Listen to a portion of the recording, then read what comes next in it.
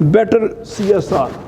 اب corporate social responsibility یہ وہ چیز ہے کہ جو ابھی تک ساؤتھ ایشین کلچر میں اتنی اہمیت اختیار نہیں کر سکی. اس کی وجہ ہے کہ ہم روایتی طور پہ سیٹ کلچر میں پروفٹ میکسیمائزیشن پہ جاتے ہیں اور سوسائٹیل فیڈ بیک کا concept is relatively missing in our society.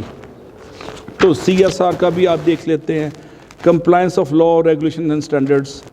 اب ذرا آپ 19-20 کرتے ہیں تو کمپلائنس کی وائلیشن کی پرائس پے کرنی پڑتی ہے. اور بیٹل انوائرمنٹل مینجمنٹ یہ بھی CSR میں آتا ہے. وہ کیسے؟ لاہور میں جو دنیا میں ہائیسٹ اسموگ اس وقت ہے اس کی بنیادی وجہ پور انوائرمنٹل رولز کی انڈرسٹینڈنگ ہے یا کمپلائنس ہے. اور اس وقت ہائیسٹ لیول دلی نمبر 2 ہے, لاہور نمبر 1 ہے, اور اس کے پیچھے بھی ہم سب ذمہ دار ہیں.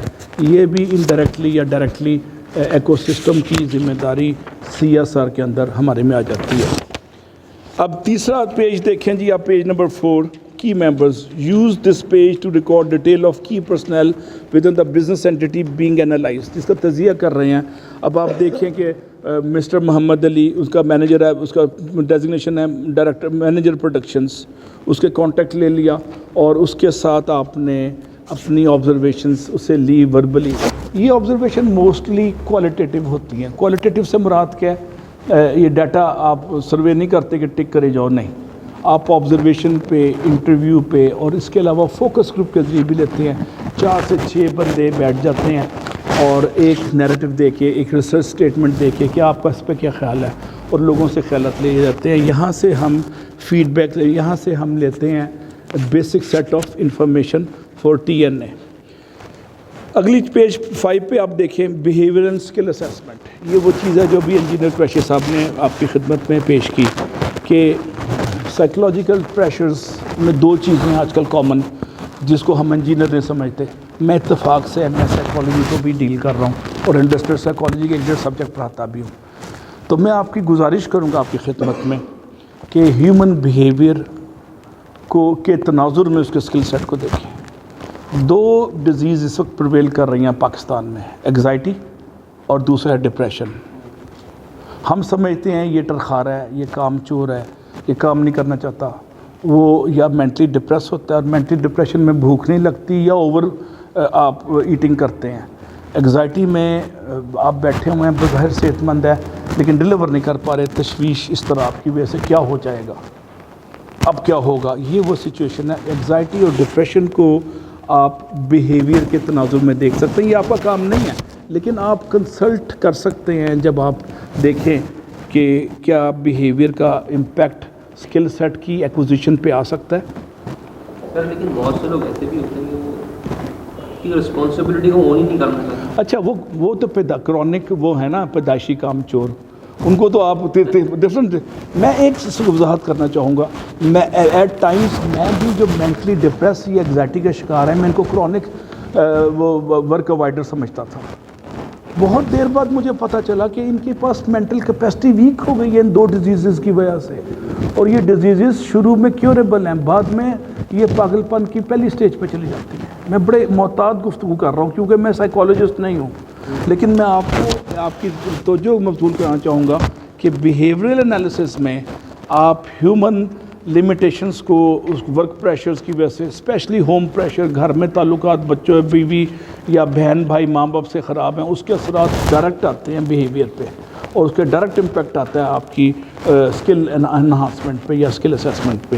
تو آپ اس کو اگنور نہیں کر سکتے. اس کے بعد discipline, team orientation, process mapping and involvement, ان سب کے متعلق آپ دیکھیں گے کہ کیا کرنٹ سچویشن ہے. پہلے کالم, دوسرے کالم میں ریکوائرڈ کتنی ہے, 1 سے 5 اسکیل میں 5 سے ریکوائرڈ ہے, اور کرنٹ سچویشن آپ لکھیں گے 2 ہے. فار ایگزامپل مثلا ٹیم بلڈنگ اسکل نارملی 2 یا 1 ہوتی ہے ساؤتھ ایشین کلچر میں, پاکستان بھی اس میں شامل ہے. High tech environment knowledge force میں یہ تھوڑی سی اچھی ہوتی ہے, لیکن اور آرمی میں بھی نسبتاً اچھی ہوتی ہے. ڈیفنس فورسز میں, ڈیفنس فورسز میں ان کی ٹریننگ میں ٹیم بلڈنگ بلٹ ان ہے ڈے 1 سے, جس کو وہ کامریڈشپ کہتے ہیں, جس کو وہ لیڈرشپ کہتے ہیں. لیکن فیکٹریوں میں یہ ایلیمنٹ اکثر و بیشتر سوالیہ نشان پہ آ جاتا ہے.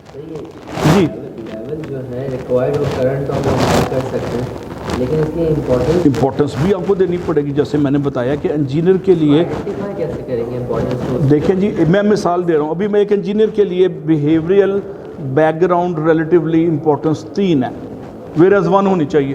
آج کی گفتگو سے ہو سکتا ہے آپ اس کو 1 کریں, اس سے پہلے 3 کر رہے تھے. میں چھوٹی سی مثال دے رہا ہوں. تو deficiency identification is main logical outcome of this exercise, کہ ڈیفیشنسی کی شناخت یا نشاندہی کیسے ہوگی. اب بعض اداروں میں اسٹیٹ کلچر میں, فار ایگزامپل, اچھا لفظ نہیں کہنا چاہیے مجھے بار بار, اسٹیٹ کلچر میں ethics is afterthought at times. Profit maximise کرو, سب چلتا ہے. ہلکا مال دے دو, بعد میں دیکھی جائے گی کون دیتا ہے بعد میں, وارنٹی وغیرہ وغیرہ. تو ہو سکتا ہے ایتھکس کی وہاں پہ ترجیح ڈفرینٹ ہو. ملٹی نیشنلز میں ایتھکس کی اور انٹیگریٹی کی بہت زیادہ ویٹیج ہے. ہونڈا سٹی کو میں نے ایک کمپلینٹ کی تھی چھوٹی سی, اور 4-5 مجھے فون آ گئے. یہ ان کا لیول آف رسپانس ہے جو بعض اوقات آپ کو پاکستان کے اندر مینوفیکچرنگ میں کم ملتا ہے. میں نے ایک اپنی دفتر کے لیے ایک گوجرانوالا میں, جب میں ایک ورک شاپ چلا رہا تھا 25-30 سال پہلے, میں نے خریدا واٹر کولر. انہوں نے کہا جی 1 سال کی وارنٹی ہے. 15 دن میں تینوں چاروں خراب ہو گئے. اب اس کو ہم نے ڈلیور کروایا لاہور سے گوجرانوالا. اس کی کاسٹ تھی, کہتے ہیں آپ لاہور بھجوا دیں. ہم نے بڑی مشکل سے لاہور بھجوایا, اس کی بھی کاسٹ تھی. انہوں نے ٹھیک کیا, 10 دن بعد پھر خراب ہو گئے. تو وارنٹی کو نہ آنر کو پھر دوسری کا جی ہم نے نہیں کرتے ہیں, بس کرنا تھا کر دیا, دوڑ جاؤ بس. یہ اسٹائل تھا ان کا کہ بس دوڑ جاؤ, ہم نے اور نہیں مدد کرنی, جتنی مدد تھی ہو گئی. وارنٹی میں چیز کور ہی نہیں ہے. اب یہ بزنس ایتھکس کی یہ چیزوں کی وائلیشن ہے. تو آپ اس کو ظاہر ہے ملٹی نیشنل میں, جیپنیز کلچر میں, customer is king and customer is always right and customer is your boss. تو اس کلچر میں ہمیں اس کی ویٹیج زیادہ دینی پڑے گی, امپورٹنس 1. اور اگر اللہ نہ کرے آپ کسی ایسے ادارے میں ہیں جہاں پہ profit maximisation is main core area for your survival as oppose to adherence to ethical norms, تو کہانی اور ہو جاتی ہے. تو وہاں پہ امپورٹنس آپ اپنے باسز, ریلیٹیبل باسز سے مشورے کے بعد امپورٹنس کا لیول بڑھا دیں گے. Socially acceptable. اب میں آپ کو چھوٹی سی مثال دوں, یہ جو ہے میں نے ایک پاکستانی کار خریدی, پاکستانی اسمبل کار, اور 10ویں دن اس کو جب میں نے کھولا تو اس کا جو تھا شیشے کا ساتھ پلاسٹک کا ربڑ تھا میرے گلے میں آ گیا. اور کچھ دنوں بعد اس کا جو ویل کپ تھا گاڑی کے ساتھ دوڑتا ہوا آگے نکل گیا. اب 2 مثالیں میں آپ کو اس لیے دے رہا ہوں کہ یہ ظاہر ہے سے آپ کی سیفٹی کے ساتھ ساتھ, پازیٹیو ریفرنس کے ساتھ ساتھ سوشل رسپانسبلٹی بھی ہے کہ کسٹمر کو ڈیلائٹ ملے. ڈیلائٹ نہیں ملتی تو سیٹسفیکشن ملے, لیکن ڈس سیٹسفیکشن نہ ملے.